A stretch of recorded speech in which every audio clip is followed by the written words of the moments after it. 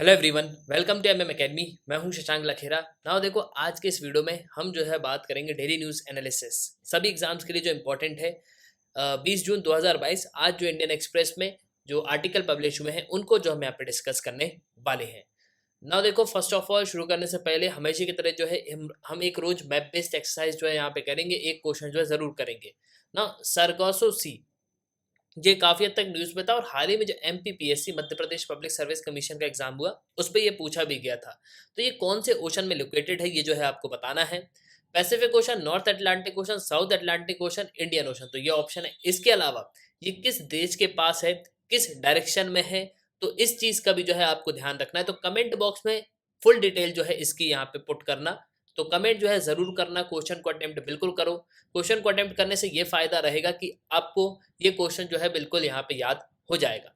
तो आगे बढ़ते हैं। आज अगर आप देखोगे तो कई सारे आर्टिकल आपको देखने को मिलेंगे। बेसिकली वेस्ट सेती पावर प्रोजेक्ट के बारे में जो है बात की गई है। ये इंडिया और नेपाल के लिए यहाँ पे क्या महत्व रखता है, इसके अलावा ये इतना इम्पोर्टेंट क्यों है, ये आप देख सकते हो। वेस्ट सेती डैम जो कि सेती रिवर पे बनाया जाएगा। इसके अलावा जो कामली रिवर है उस पे भी आपको प्रोजेक्ट्स देखने को मिलेंगे। ठीक है, तो भारत और नेपाल का जो कॉपरेशन है वो आपको काफ़ी अच्छा देखने को मिलेगा। 2014 में जब से प्राइम मिनिस्टर नरेंद्र मोदी आए हैं उसके बाद इंडिया और नेपाल के बीच का कॉपरेशन जो है कंटिन्यूसली यहाँ पे बढ़ता ही जा रहा है। भारत ने कई सारे प्रोजेक्ट्स जो है पूरे भी किए हैं नेपाल में, जैसे अरुण 3 प्रोजेक्ट है। इसके अलावा अरुण 4 प्रोजेक्ट भी जो है आपको ऑनगोइंग देखने को मिलेगा। तो बहुत सारे जो प्रोजेक्ट्स हैं वो आपको ऑनगोइंग देखने को मिलेंगे इंडिया और नेपाल के बीच में। तो इससे इंडिया और नेपाल के जो टाइज हैं वो भी काफ़ी अच्छे रहेंगे। और नेपाल क्यों इंपॉर्टेंट है भारत के लिए, तो वो भी जो है मैं आपको इस वीडियो में बता दूंगा। उसके पहले अगर आप किसी भी एग्जाम की प्रिपरेशन कर रहे हो तो आप हमारे स्मार्ट कोर्सेज तो कर सकते हो। आपको सिंपली करना क्या होगा, आपको डाउनलोड करना होगा, फिर आपको साइन अप करना है। आप दो पीडीएफ लेक्चर देख सकते हो जो डेमो लेक्चर होंगे, फिर आपको प्रोफाइल में जाना है, प्लान को परचेज करना है, कोर्सेज को एंजॉय करना है। एक ही सब्सक्रिप्शन में आप सभी कोर्स अवेल कर पाओगे और आप यहाँ पे पीडीएफ डाउनलोड कर सकते हो। इसके अलावा mmacademy.in ये हमारी वेबसाइट है, आप वेबसाइट पर भी लॉग इन कर सकते हो। नाउ सबसे पहले अगर आप सेक्शन देखोगे तो नो रोल बैक, बेसिकली यहाँ पे ये कहा जा रहा है कि अग्निपथ जो स्कीम है उसको वापस लो। ठीक है, यहाँ पे लोगों का ये कहना है, जो प्रोटेस्टर हैं उनका ये कहना है कि अग्निपथ स्कीम को वापस लो, लेकिन क्लियरली यहाँ पे इस चीज़ को मेंशन कर दिया गया प्रेस कॉन्फ्रेंस में कि भैया ये जो है बिल्कुल यहाँ पे वापस नहीं होगी। ये मिलिट्री जो है एक डिसिप्लिन के लिए जानी जाती है और जो प्रोटेस्ट यहाँ पे कर रहे हैं उनमें ये चीज़ दिख रही है कि वो किस तरीके से डिसिप्लिन है, मतलब उनमें कितना डिसिप्लिन है वो यहाँ पे देखा जा सकता है। और उनको जो है आर्मी में कोई भी यहाँ पे जगह नहीं मिलने वाली। ठीक है, इसके अलावा अगर आप देखोगे तो ये जो मतलब एंगर है, मतलब जो गुस्सा है वो दिखाने के अलग अलग तरीके होते हैं, लेकिन जिस तरीके से प्रोटेस्टर यहाँ पे दिखा रहे हैं गुस्सा, लोगों की गाड़ियों को जो है यहाँ पे चला रहे हैं, सरकारी संपत्ति को जो है यहाँ पे नष्ट कर रहे हैं, तो ये जो है बिल्कुल यहाँ पे गलत है। इन जैसे लोगों के लिए कोई भी जो है यहाँ पे जगह नहीं है। हर इंडिविजुअल जो है यहाँ पे अग्निवीर बन सकता है, लेकिन वो जो है यहाँ पे प्रोटेस्ट, मतलब वो जो है यहाँ पे प्लेज करेगा कि वो इस तरीके के प्रोटेस्ट यहाँ पे नहीं करेगा। और देखो, पुलिस वेरिफिकेशन को भी यहाँ पे मैंडेट कर दिया गया है। ऐसा नहीं है कि जो प्रोटेस्ट यहाँ पे कर रहे हैं उनको यहाँ पे नौकरी मिल जाएगी, बिल्कुल ऐसा नहीं होने वाला। यहाँ पे क्लियरली इस चीज़ को मेंशन किया गया है, आप देख सकते हो कि जो पुलिस, ये देख सकते हो आप, police verification is mandatory even in the existing system he said, and those who are named in FIR would not be able to join Agniveer. So basically जो अग्निवीर है वो जो है यहाँ पे ज्वाइन नहीं कर सकते, मतलब अग्निवीर को यहाँ पे ज्वाइन नहीं कर सकते जो प्रोटेस्ट कर रहे हैं। अब देखो, इसके बहुत सारे रीजंस हैं। मैं तो यहाँ पे ये बोलता हूँ कि ये स्कीम काफ़ी अच्छी है। इसलिए अच्छी है, देखो, भारत सरकार ने सीए लेके आया, उसको लोगों ने नहीं समझा। इसके बाद अगर आप देखोगे तो ये जो अग्निवीर है, अग्निपथ जो स्कीम है, ये भी बेसिकली बहुत अच्छी है, लेकिन लोग यहाँ पे नहीं समझ रहे। हर चीज़ के प्रो एंड कॉन्स होते हैं, लेकिन अगर आप इस स्कीम को देखोगे तो ये भारत सरकार के बहुत सारे पैसे बचाएगी। क्योंकि देखो, अगर आप देखोगे तो प्रेजेंटली करीब 80% जो पैसा है भारत सरकार का डिफेंस के बजट का, वो जो है यहाँ पे पेंशन्स में जाता है, सैलरीज में जाता है। इसलिए जो है मॉडर्न वेपनाइजेशन पे जो है भारत सरकार खर्च नहीं कर पाती। इसके अलावा अगर आप देखोगे तो यहाँ पे ये भी कहा गया कि अगर आप लोगों को देखोगे तो करीब मतलब 36 साल तक के लोग जो हैं आपको आर्मी में यहाँ पे देखने को मिलेंगे, जो कि अनफिट है, आर्मी के लिए जो है यहाँ पे सही नहीं है। और इनको जो है काफ़ी मेंटेन करने के लिए भारत सरकार को काफ़ी सारा पैसा भी जो है यहाँ पे खर्च करना पड़ता है। और देखो सिंपली जो और यहाँ पे अगर आप देखोगे तो प्रेजेंटली कोविड-19 पैंडेमिक के बाद जो है वैकेंसीज यहाँ पे नहीं हुई, तो यहाँ पे ये कहा जा रहा है कि 90 से 1000 1.2 लाख जो लोग हैं उनको जो है यहाँ पे आर्मी में रखा जाएगा, मतलब रिक्रूटमेंट जो है बहुत जल्द यहाँ पे शुरू किए जाएंगे। इसके अलावा अगर आप देखोगे तो अभी ट्रेनिंग जो है मतलब यहाँ पे अलॉट कर दिया गया कि बहुत जल्द जो है नोटिफिकेशन यहाँ पे जारी किया जाएगा। इसके अलावा अगर आप देखोगे तो आर्मी में करीब 40,000 अग्निवीर को भी जो है यहाँ पे रिक्रूट किया जाएगा, मतलब नेक्स्ट सेशन में, सेकंड में, ठीक है। फर्स्ट में यहाँ पे तो किया ही जा रहा है, और जब सेकंड वैकेंसी आएगी तो उनमें भी कई सारे लोग को जो है यहाँ पे क्या किया जाएगा, जो रिक्रूट है वो यहाँ पे किया जाएगा। इसके अलावा एयरफोर्स ने भी इस चीज़ को कह दिया है कि बहुत ही जल्द जो है प्रोसेस जो है यहाँ पे शुरू करेंगे, ठीक है। तो एयर मार्शल जो SK जहाँ है उन्होंने जो है इस चीज़ को यहाँ पे कहा हुआ है। तो ये जो है काफ़ी इंपॉर्टेंट है। देखो जिस तरीके से प्रोटेस्ट हो रहे हैं ये बिल्कुल यहाँ पे गलत है। सरकार ने लिमिट जो है यहाँ पे इंक्रीज़ कर दी है, एज लिमिट जो है 23 यहाँ पे कर दी है। लेकिन ये लोग जिस तरीके से यहाँ पे प्रोटेस्ट कर रहे हैं ये बिल्कुल गलत है।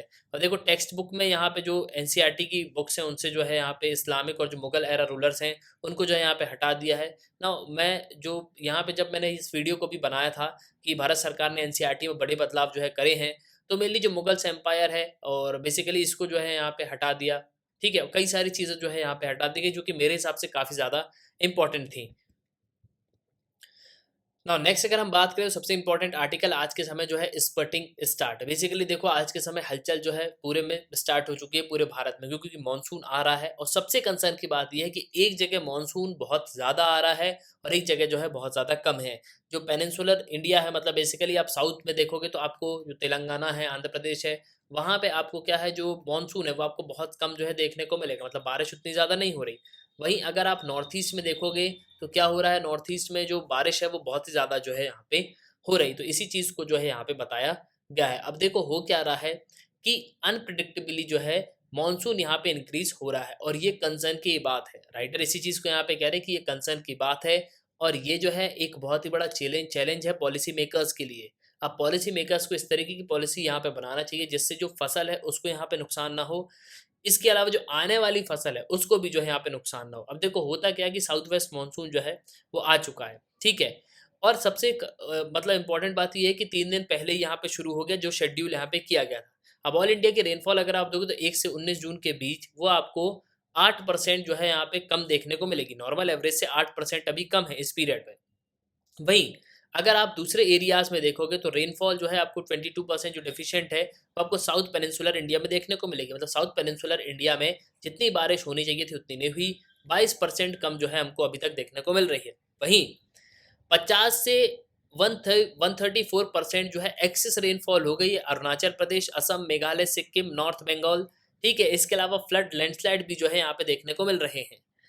वहीं अगर आप देखोगे तो अब इसका इफेक्ट जो है जो खरीफ क्रॉप्स की जो सोइंग होगी उस पे हमको देखने को मिलेगा, ठीक है। तो जो सोइंग हो रही है खरीफ क्रॉप क्रॉप की उस पे भी हमको 60% जो डाउन है वो आपको देखने को मिल रहा है लास्ट ईयर के।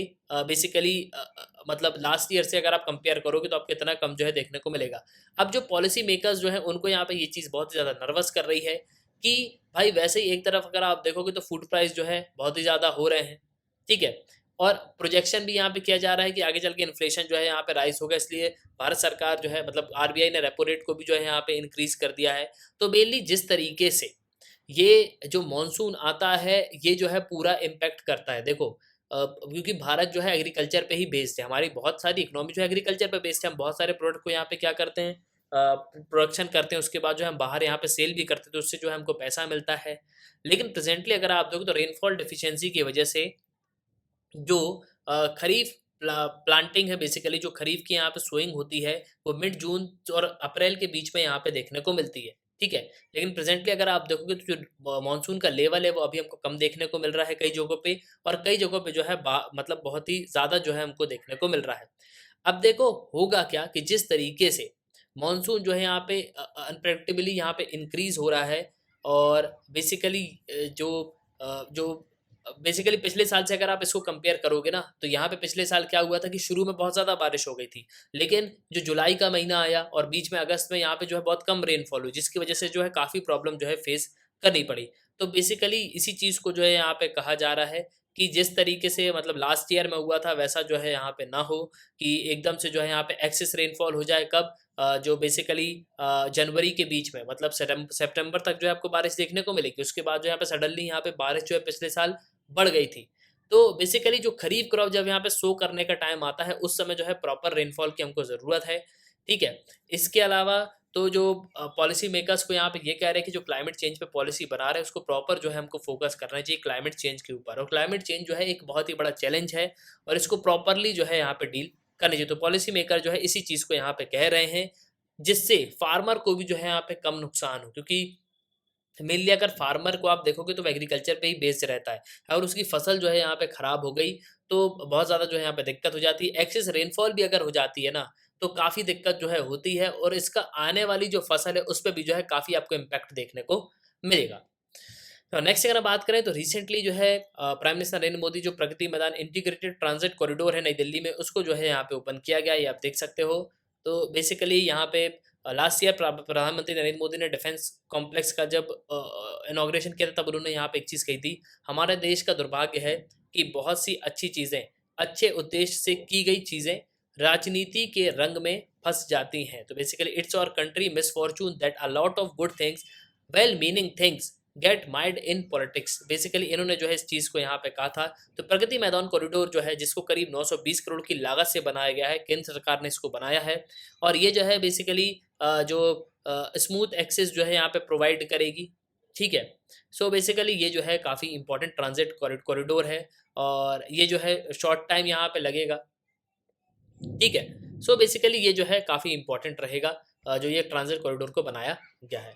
नेक्स्ट अगर हम बात करें तो इन्फ्लेशन टाइट रोप। अब देखो हो क्या रहा है कि आरबीआई जो है यहाँ पे इंटरेस्ट रेट को जैसे रेज कर रहा है, ठीक है, तो इससे क्या होगा, जो फॉरेन पोर्टफोलियो का आउटफ्लो है वो भी जो है यहाँ पे स्लो डाउन हो जाएगा।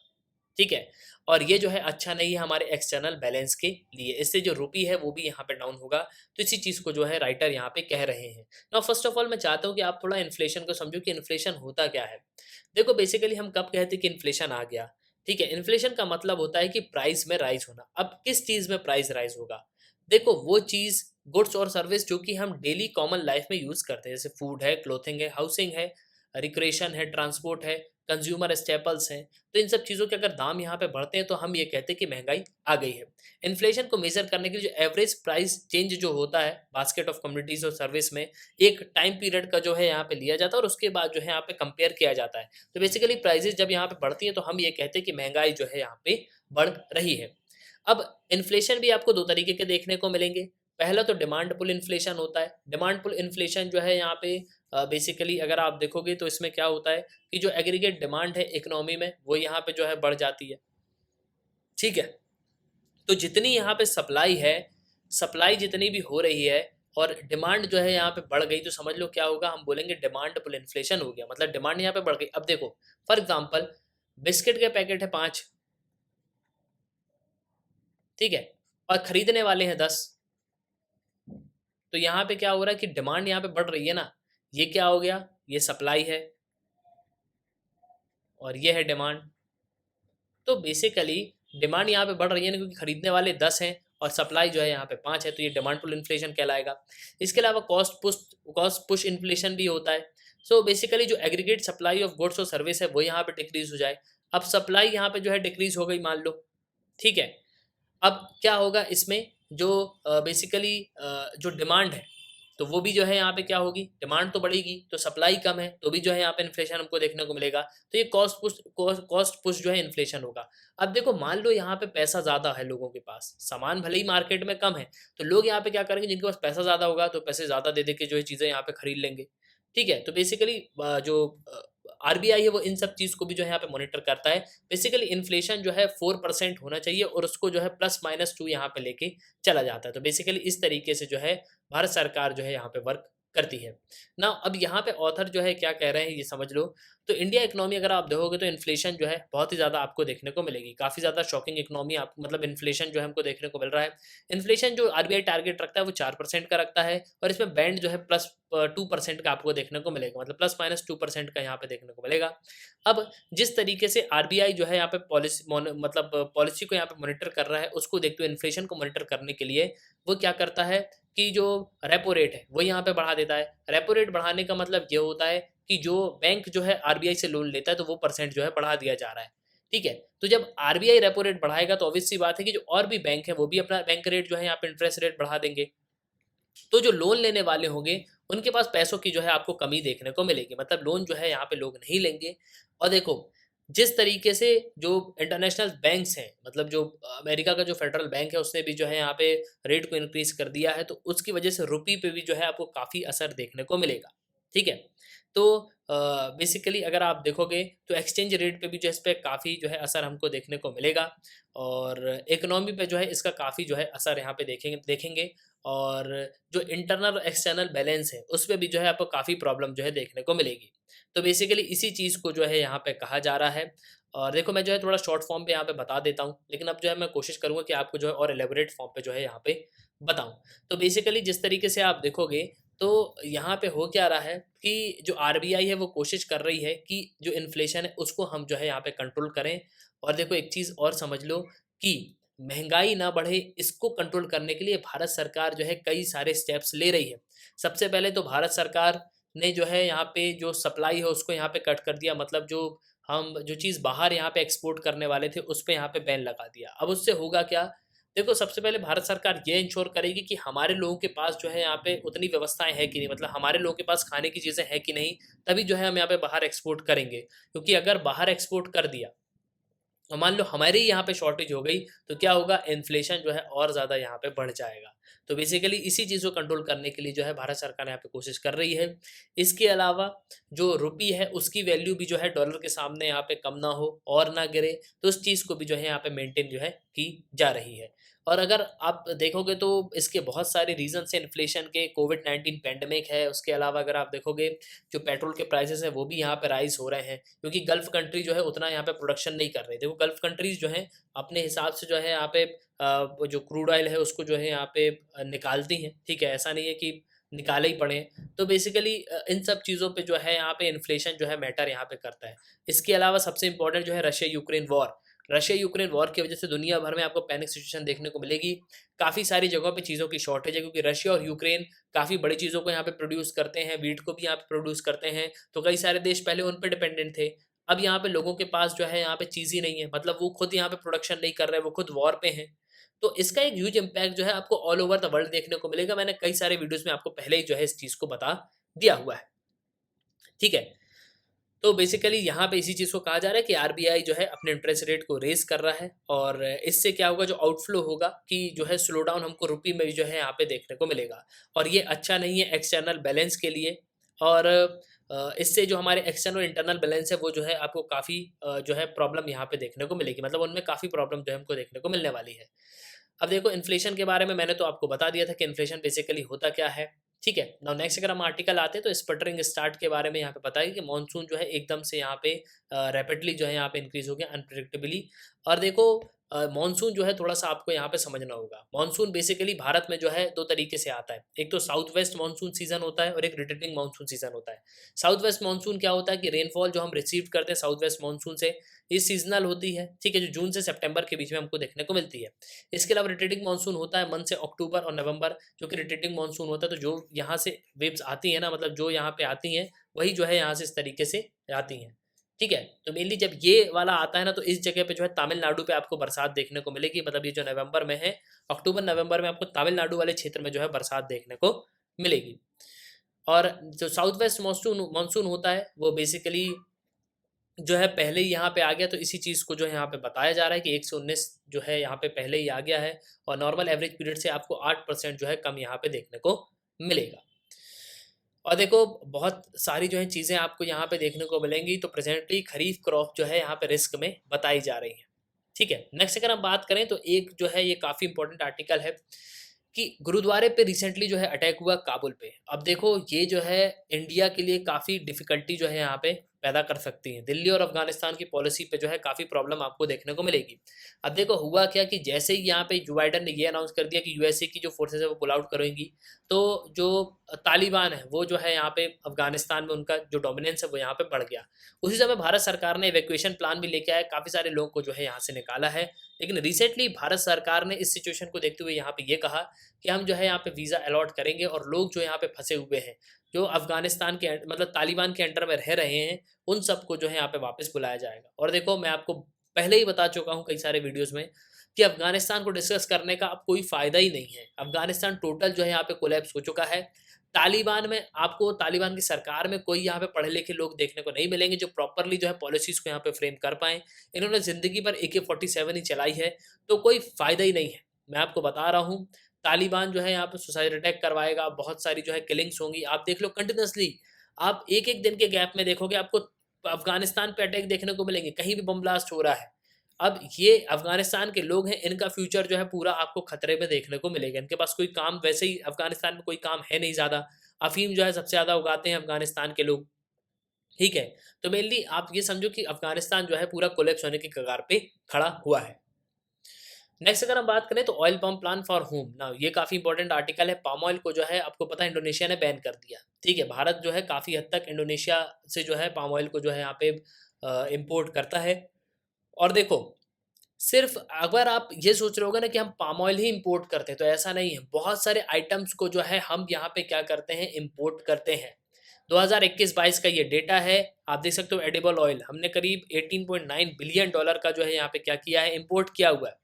इसके अलावा fruit and vegetables, pulses, spices, cashew, natural rubber, professional products, other. So basically काफ़ी ह्यूज लेवल पे जो है भारत क्या करता है, इंपोर्ट करता है चीज़ों को। अब देखो यहाँ पे ये कहा जा रहा है कि हम किस तरीके से ये जो इंपोर्ट हम कर रहे हैं ना, इसको हम जो है यहाँ पे रिड्यूस कर पाएँ, ठीक है? तो वर्ल्ड ट्रेड ऑर्गेनाइजेशन रिसेंटली जो है यहाँ पे 12 मिनिस्ट्रियल कॉन्फ्रेंस हुई थी जिनेवा में, जहाँ पे ये कहा गया कि हमको जो है यहाँ पे एक कुछ सैटिस्फैक्टरी चीज़ जो है यहाँ पे करनी चाहिए, जिससे जिस तरीके का ये क्राइसिस जो है यहाँ पे खड़ा हो रहा है, मतलब अगर आप देखोगे तो कई सारी जगहों पे जो पाम ऑयल है उसकी जो है कमी आपको देखने को मिलेगी। इंडोनेशिया ने यहाँ पे ये कह दिया कि हम पाम ऑयल को जो बैन कर रहे हैं। इनफैक्ट इंडोनेशिया में खुद जो 22,000 रुपये लीटर है वो आपको जो है प्राइस देखने को मिलेगी पाम ऑयल की। तो बेसिकली अब इसका जो मतलब क्या सॉल्यूशन है? हम किस तरीके से पाम ऑयल जो हम मतलब इंपोर्ट कर रहे हैं, तो उसको किस तरीके से हम रिड्यूस कर सकते हो? सिंपली देखो, तरीका तो यहाँ पे ये है कि जो दूसरे ऑयल हैं उनको यहाँ पे प्रमोट किया जाए, ठीक है? जो हमारे लोकल्स ऑयल है, सनफ्लावर ऑयल्स हैं, उनको जो है हम यहाँ पे प्रमोट करें, ठीक है? इसके अलावा जो और भी ऑयल है, सरसों का जो तेल होता है उसको हम यहाँ पे प्रमोट करें। तो बेसिकली इन सब चीज़ों को जो है हमको यहाँ पे प्रमोट करना चाहिए, जिससे क्या होगा, जो पाम ऑयल पे जो डिपेंडेंसी है वो जो है कम होगी। तो बेसिकली इन सब ऑयल को हम यहाँ पे प्रमोट करेंगे, तो बाकी सब जो ऑयल हैं उनकी जो डिमांड है वो ऑलरेडी जो है यहाँ पे धीरे-धीरे कम हो जाएगी। और बेसिकली अगर आप देखोगे तो हमको जो है जो चीज़ें हमारे यहाँ जो ज़्यादा मात्रा में होती हैं उन्हीं को जो है हमको यहाँ पे यूज़ करना चाहिए। तो इससे जो है हम काफ़ी हद तक डिपेंडेंसी जो है कम कर पाएँगे। और इससे क्या होगा, जो हम इम्पोर्ट कर रहे हैं वो पैसा भी जो है हमारे पास यहाँ पे बचेगा। तो बेसिकली कोशिश यही है, भारत सरकार की जो पॉलिसीज़ हैं वो इसी चीज़ को यहाँ पे कोशिश कर रही हैं कि हम जो है क्या करेंगे, एक लॉन्ग टर्म विज़न लेके काम करेंगे। और जो स्मॉल कल्टीवेटर्स हैं उनको जो है यहाँ पे काम जो है यहाँ पे करना चाहिए। मतलब छोटे-छोटे व्यापार जो है यहाँ पे खुलने चाहिए, छोटी-छोटी जो फैक्ट्रीज़ हैं ऑयल की, उनको जो है यहाँ पे लगाना चाहिए। उससे जो है हम ऑयल यहाँ पे एक्सट्रैक्ट करें और उसको जो है हम भारत के मार्केट में जो है यहाँ पे बेच सकते हैं। इसके अलावा वो जो चीज़ें हैं वो हम बाहर भी जो है यहाँ पे एक्सपोर्ट कर सकते हैं। तो इसी चीज़ को जो यहाँ पे बताया गया ना। नेक्स्ट अगर हम बात करें तो वेस्ट सेती प्रोजेक्ट जो है ये इंडिया नेपाल के लिए कितना इंपॉर्टेंट है। तो बेसिकली अगर आप देखोगे तो इंडिया का जो है ये एम्बिशियस प्रोजेक्ट है। पहले ये चाइना जो है यहाँ पे पूरा करा था, नेपाल वेस्ट सिटी, जो कि आपको 4 ईयर जो है यहाँ पे चाइना ने यहाँ पे काम किया और चाइना यहाँ पे विड्रू कर गया। अब देखो 6 ईयर एंगेजमेंट जो है 2012 से 2018 तक आपको देखने को मिलेगी, ठीक है? अब हो क्या रहा है कि इंडिया का जो नेशनल हाइड्रो पावर कॉर्पोरेशन है, NHPC, उसने यहाँ पे ये कह दिया है कि हम जो है यहाँ पे एग्जामिन करेंगे बेसिकली जो साइट का जो एंगेजमेंट यहाँ पे होगा, उसके बाद जो है इस पे यहाँ पे काम शुरू होगा।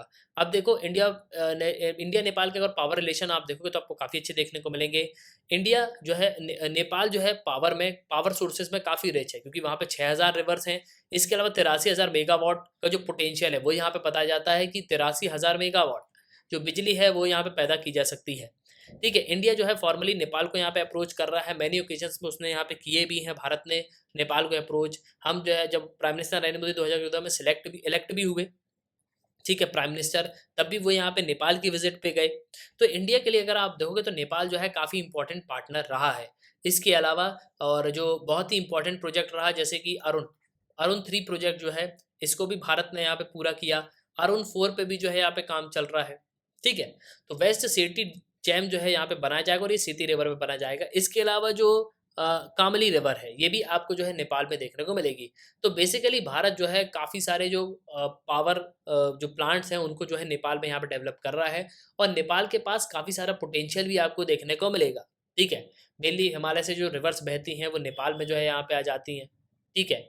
सो बेसिकली जो मेन रिवर हैं वो नेपाल में ही आपको जो है देखने को मिलेंगी। कई सारी रिवर जो है यहाँ पे तिब्बत में ओरिजिनेट होती हैं, तो नेपाल के पास भी आपको काफ़ी अच्छा जो है रिच वाटर सोर्स जो है आपको देखने को मिलेगा। 6000 रिवर हैं, आप सोच के देखो 6000 रिवर हैं नेपाल में, तो कितना पावर जनरेशन जो है यहाँ पे हो सकता है। तो बेसिकली इसी चीज़ को जो यहाँ पे बताया गया। और नेपाल को मैप में देख लो तो बिहार, उत्तर प्रदेश, ठीक है, यहाँ पे उत्तराखंड और यहाँ पे वेस्ट बंगाल, सिक्किम, तो ये सब जो है चाइना से नेपाल से जो है अपनी बॉर्डर शेयर यहाँ पे करते हैं। नेपाली कैपिटल है काठमांडू, और चाइना को कंट्रोल करने के लिए नेपाल का जो है साथ होना बहुत ज़्यादा ज़रूरी है, ठीक है। तो बेसिकली चाइना को अगर हमको काउंटर करना है तो नेपाल का जो है बिल्कुल हमको यहाँ पे सपोर्ट करना पड़ेगा। तो इसलिए भारत और नेपाल जो है मिलकर यहाँ पे कोलेब्रेशन में जो है काम कर रहे हैं। तो ये था न्यूज़ एनालिसिस जो 20 जून 2022 का। तो आई होप कि आपको जो इस वीडियो में काफ़ी कुछ जानने को मिला होगा। आप अपने उन्हें लिखिएगा ज़रूर। इसी के साथ ये था इस वीडियो का। सुनने के लिए बहुत बहुत धन्यवाद। जय हिंद, जय भारत।